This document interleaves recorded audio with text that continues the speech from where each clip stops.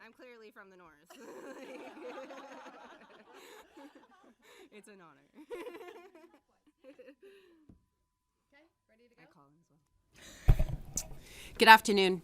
I'm here yet once again to talk about how this government is failing to provide Ontario Autism Program to families in Ontario.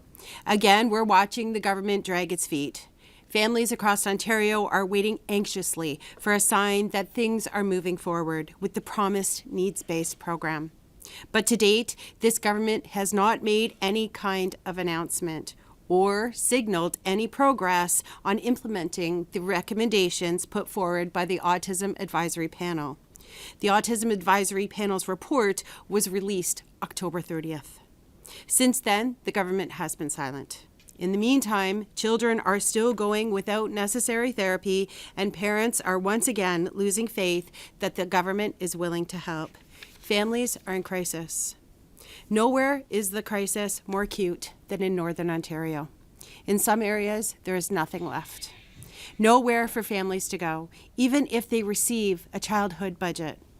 Centers have either closed or scaled down their service offerings. It's nearly impossible to get a diagnosis unless you have an extra $2,500 to spend.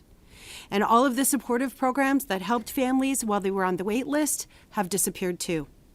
I keep hearing over and over again from families in the north that they're in crisis. Their situation is getting worse as this government drags their feet. It didn't have to be this way.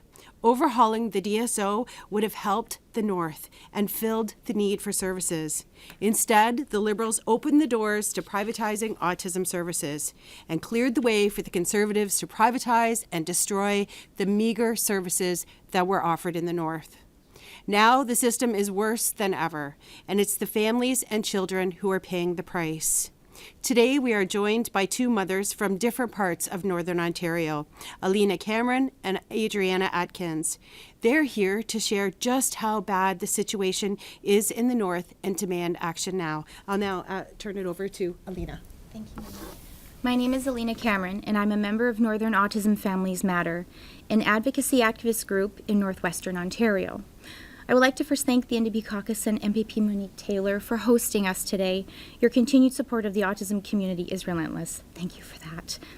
Thank you to the Ontario Autism Coalition and the Northern Ontario Autism Alliance for actively working to build bridges within the autism community across Ontario. We are here today because of you, unified and stronger. Communities in the north are often overlooked, so thank you for doing this work and holding this space. Also, to the many organizations such as OPSU and Thunder Bay Family Network, and to our numerous private donors who helped with funding our travel here, thank you for making today happen. I reside in Slate River, a community in the riding of Thunder Bay Atikokan. I live public health.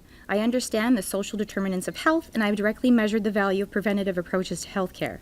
I learned these things during my graduate studies at the University of Manitoba, where I completed my Master's of Science in Medicine, specializing in community health sciences and epidemiology. Aside from being a lifelong student, I'm also a wife and mother to three incredible children, 7, 5, and 2 years old. Our 5-year-old, Fiona, here she is, was diagnosed at around 2 years of age as severely autistic, although we knew she was different from around the age of 6 months.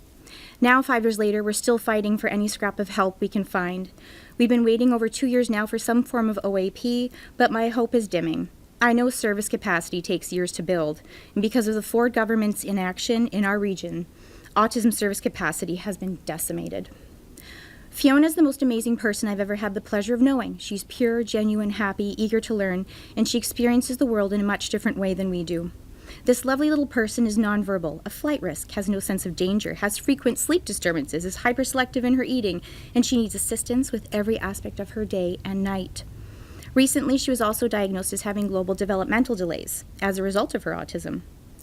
Fiona is a person. Fiona deserves proper health services just like every other kid in Ontario, but she lives in Northern Ontario and is autistic, so she's not getting them. What little bit of professional care we have received took years to access is piecemeal and splintered. That is not the fault of frontline providers. In Northwestern Ontario, the Ontario Autism Program as it exists restricts the ability of providers to be malleable enough to provide care in a timely manner with limited resources in our sprawling service area.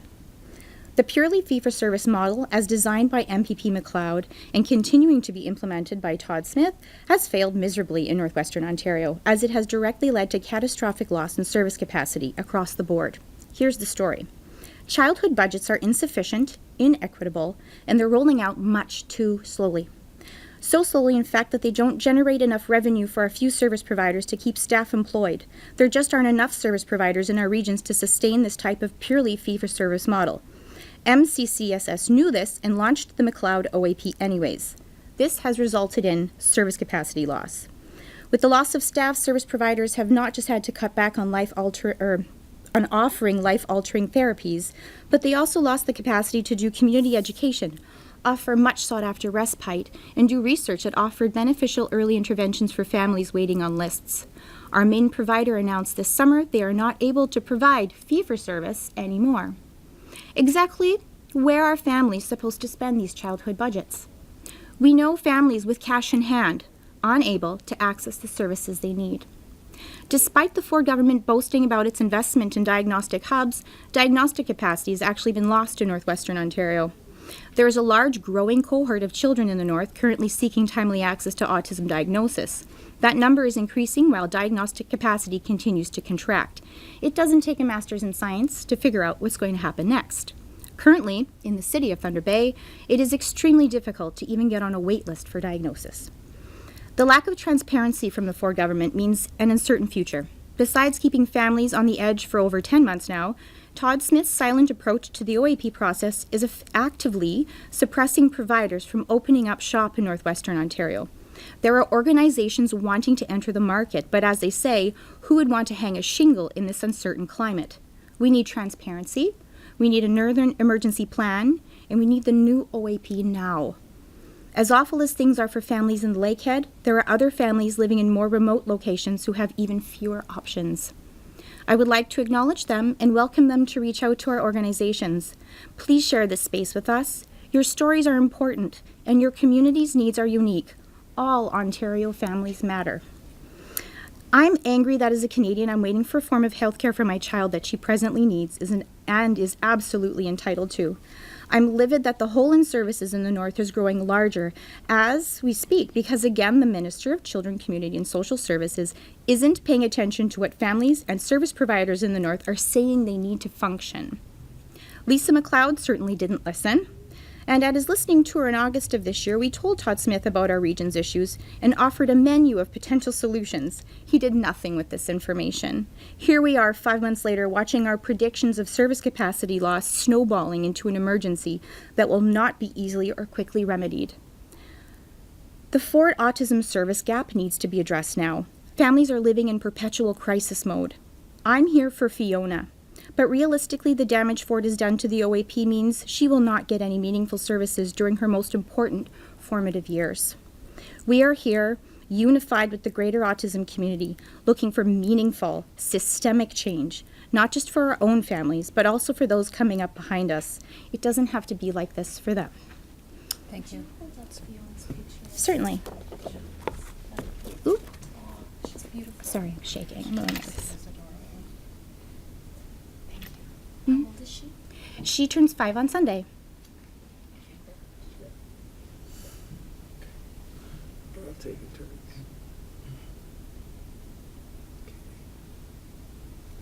There we go, thank you. Thank you, Alina. Now we'll hear from Adriana. Thank you.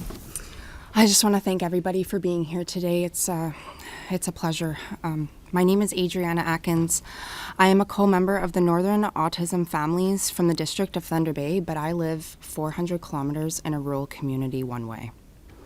I stand here today humbled by the opportunity to be among some of the most educated, passionate, supportive, and relentless advocates and group members in our autism community. The Northern Ontario Autism Alliance and the Ontario Autism Coalition, along with the NDPs, have empowered our group to use our voices and frustrating experiences in hope that the North will finally be included in the Autism Ontario program. I'm here to finally share a taste of the repercussions in the North, rural and Indigenous communities that we are facing, the lack of inclusion and comprehension to our unique geographical needs. I'm 28 years old, to a single parent of a beautiful child.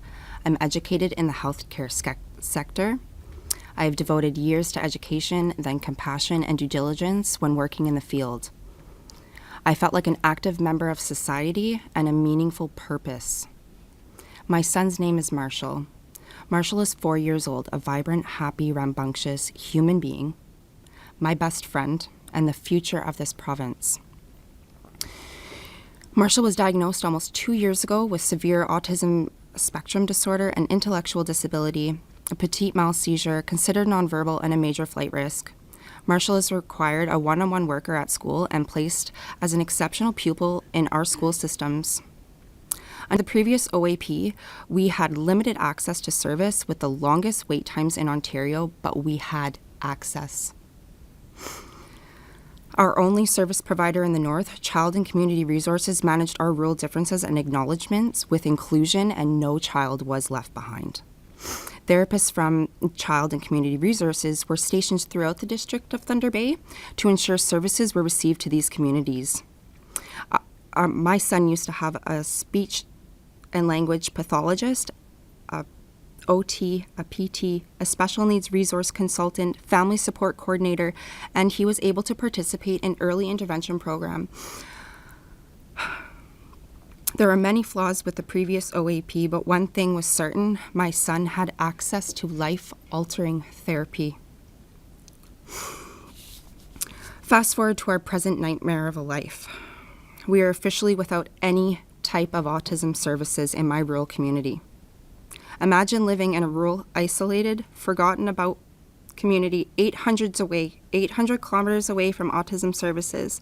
Imagine paying travel costs adding up to $600 for a 30-minute speech pathology session. How much actual therapy would go to the child who received a $5,000 childhood budget? What about ABA? I want to hear my child's needs and wants, but I also need him to live a meaningful life with the capabilities that everybody else has, managing simple ADLs that we take for granted, like toileting, personal care, showering, brushing your teeth, using the washroom, being able to cross the road safely. I should not have to choose between therapies when he is clinically needing more.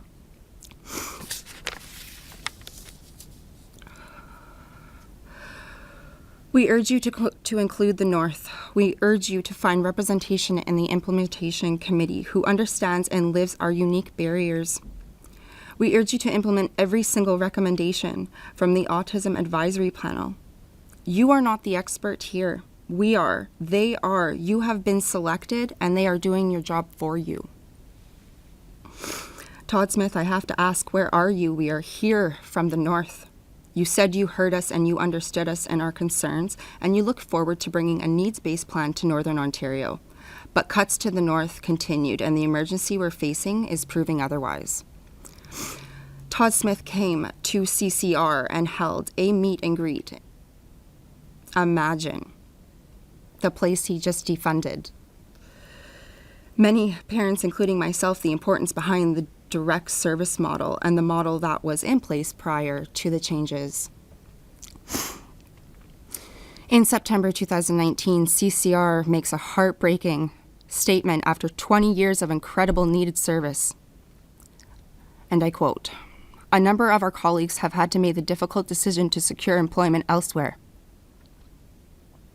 As the overall staff team decreases, we have been forced to reduce our leadership and infrastructure to align with our current reality, resulting in some families receiving reduced hours. Furthermore, we are unable to offer fee-for-service options as we do not have enough qualified staff to do so.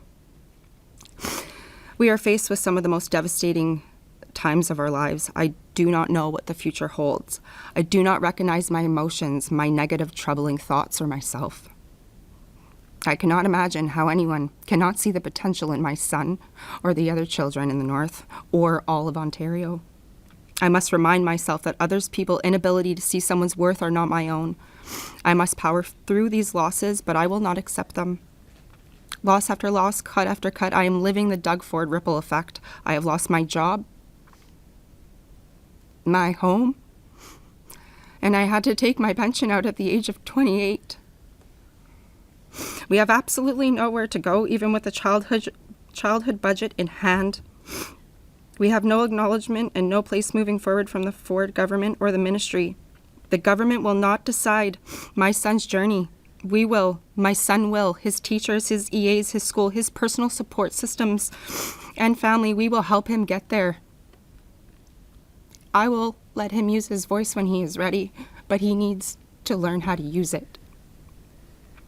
Thank you. Good job, Adriana.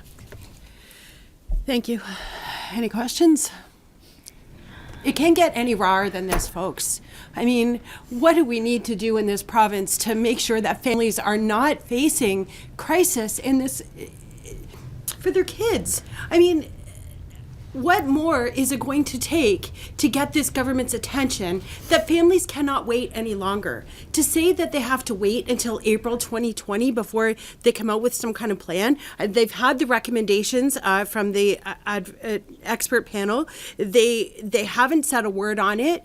Families are feeling helpless. The services in the north continue to just disappear. Families have money and they have nowhere to spend it. I mean, what more has to happen for this government to wake up and realize that families can't do this anymore? Look at the numbers in autism. How are they continuing to grow? Is anybody even looking at that? I don't think so. You know, we have a problem, and this has to become a priority. This is our future, and if we don't even decide to figure it out, then we're just going to fall apart, and everything is going to be more and more expensive as it continues to grow. So the government needs to wake up. They need to get to the table, and they need to make sure that families get services that they need, because these families shouldn't have to be coming here to pour out their hearts and their stories of what's happening in their homes. This is wrong.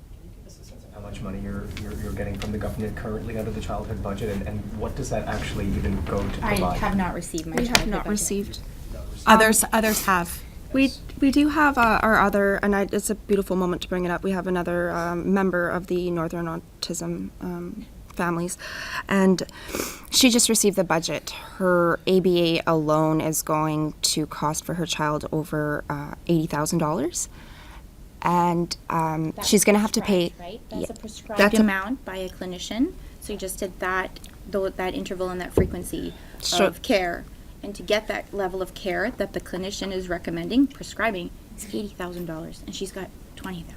So she's paying And there's nowhere to actually spend it. So your son was diagnosed 2 years ago. Yes. Have you ever received any funding for autism therapy for Nothing. him? No, I actually don't even get SSAH that's frozen. We don't qualify for anything else. There's nothing else out there now. Sorry, I can't hear you over here. You said you've never received a penny for autism I have never services? received a penny for autism services. And I'm assuming he would need roughly 80,000 as well? He's severe, so we're looking at 80 to 100 grand. And even if you had that, there's nowhere to go. That is right. And a lot of it it would be met by travel.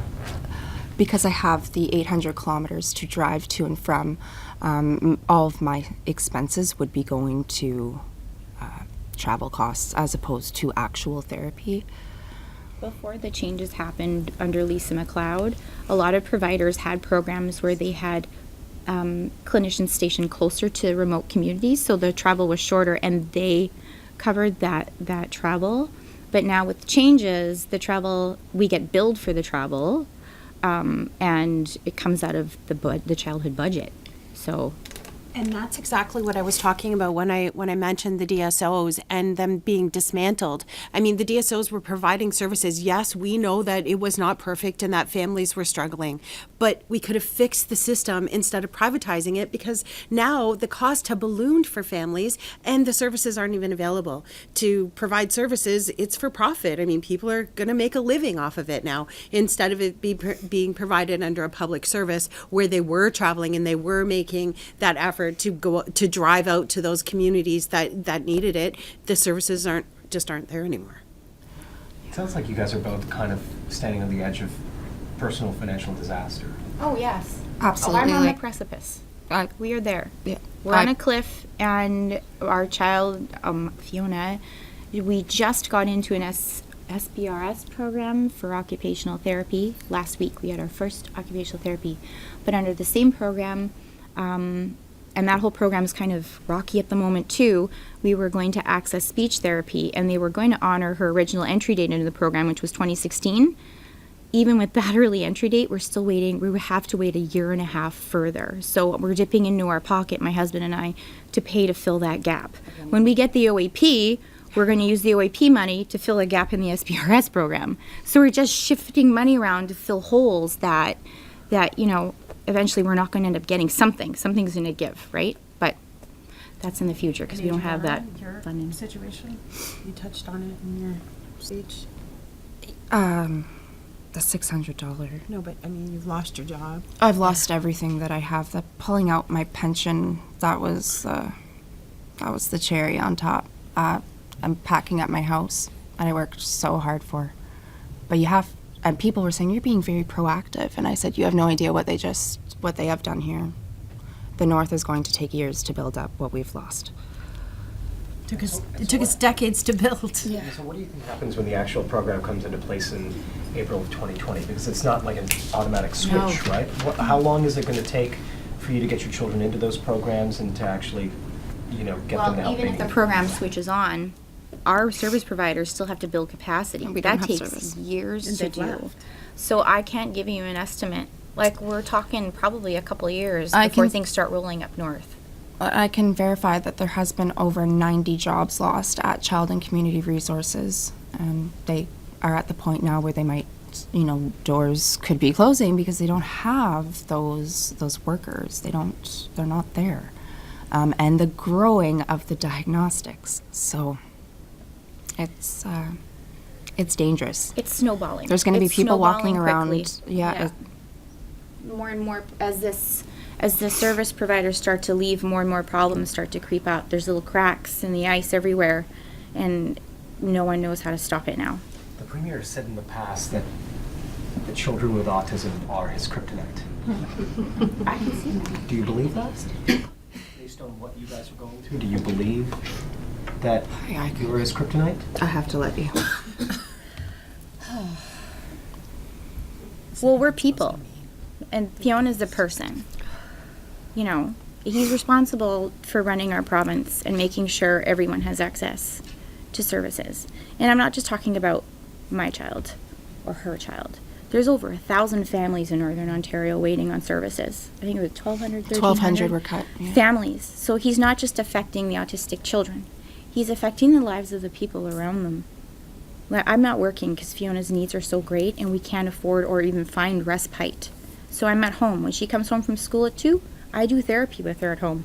I'm not a registered therapist. I don't have credentials in that. But I go online and learn what I can to try and fill the gap for her. And then my husband, he's the only income in the family. And so then grandparents have to come help. They're taking time off work. It affects the whole family. There's thousands of people up north who are on the edge of a cliff when it comes to energy. Like the amount of energy we put out for our kids every day is amazing. Respite is important so we can replenish ourselves and be there, present for our children, and keep doing this therapy. Without that help, we can't work. Without the therapy, our children are regressing or not advancing.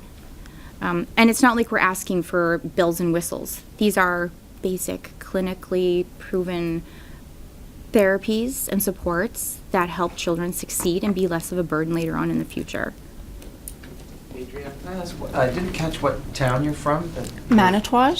Oh, Manitowoc. Yeah. It's a little far up in the boonies. And what were you? And you said you worked in healthcare, but you had to quit your job. Yeah, I lost your had to job? do that. Can you just walk me through all that? Sure.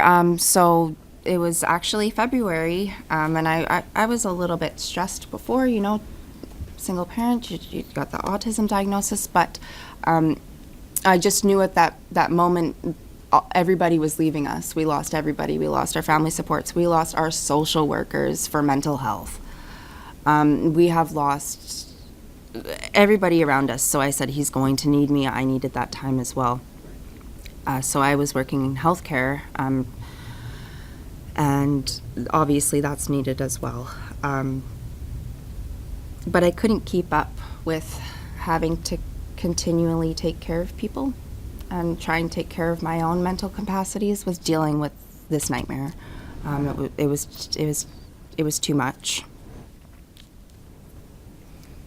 So where do you go for service? So if you're in Manitowoc, and did you, We I'm have to not go to clear, did you Thunder have a service provider that would come into town? Yes. They would provide us the service because traveling to and from for 4 hours and then going to therapy, it would never happen. There would be no concentration for the child. You know, the child would just want to move around and go. You had services coming to you. That's but right. now you have to go to the services. Yeah. Which are in Thunder Bay? Yes, and those Okay. travel costs Yeah, and you're are not not being reimbursed for the travel included. costs. So Or they charge you to come to you. Over $600. Yeah, it's So- $100 per hour of I have travel the- plus 55 cents per it's kilometer. You said $600. it's an 800-kilometer Round trip. round trip, and do you know what's the estimate of like one trip? $700. $700. For half hour of speech therapy. Okay. Oh, sorry. When I'm going to Thunder Yes, Bay, yeah. hundreds, $400. That's not even including because hotel, right? Food, gas. I'm not even including therapy costs or medication, things that people need even to eat. Going here and there, you know, your basic stuff. People forget about that too. That we have to still pay for our bills And so and how our often rent. do you get to go then? I don't get to go She's not going right now. You're not going. because I She don't has have some. the childhood budget, and because they cut CCR, they defunded it, so we don't have anywhere to go right now. Even if we had, I know families 3 in my community with $20,000, nowhere, and they've been looking for 2 months. So under the previous government, what kind of service were you getting? Everything basically except for behavioral services. So your ABA and your IBI. So I would get family support coordination. So they would help us with services, getting OT, PT, speech and language pathology. And again, there was no dollar sign in front of that before. That was all included. That was all provided under the DSO, Yep. right? And they just, DSO is basically our only model. Like, things were going okay before. They were slow. They were slow. We were And- gearing up to push back against Minister Coteau at that time because things were moving too slowly. But then Ford got elected and things just obliterated the process. Right. And not, funded. not ABA or IBI. They were receiving all of the other basket. Everything else. Yeah. And waiting on the wait list for. That's right. Yeah. Yeah. We never had to pay Yeah. before unless we wanted private. So you were getting help before. Big time. And we didn't have to leave our communities or families. Like, I'm a single parent, and, you know, my child's son, or my child's father is a minor. I can't ask him to up and root from his job to go. You do your things for your children, but we shouldn't have to even make those decisions to move out of our community to seek life-altering services. Like, would there be an uproar if you didn't have a family doctor in your community? It's another way to look at it. Well, we don't take our children to hospitals, we take them to these service providers. So it's kind of, it's frustrating with nowhere to go. And they took away all of our mental health capacity as well. We don't have anywhere to even get counseling in our community.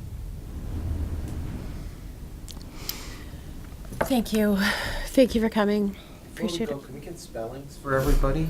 Yeah. ALINACAMERON. Okay, and Adriana? ADRIANNA and ATKINS. They're in the media release on the Oh, table okay, too. sorry. Okay. Thank you very much. Thank you so much. Really appreciate very, very your much. time for coming. Thanks for having us.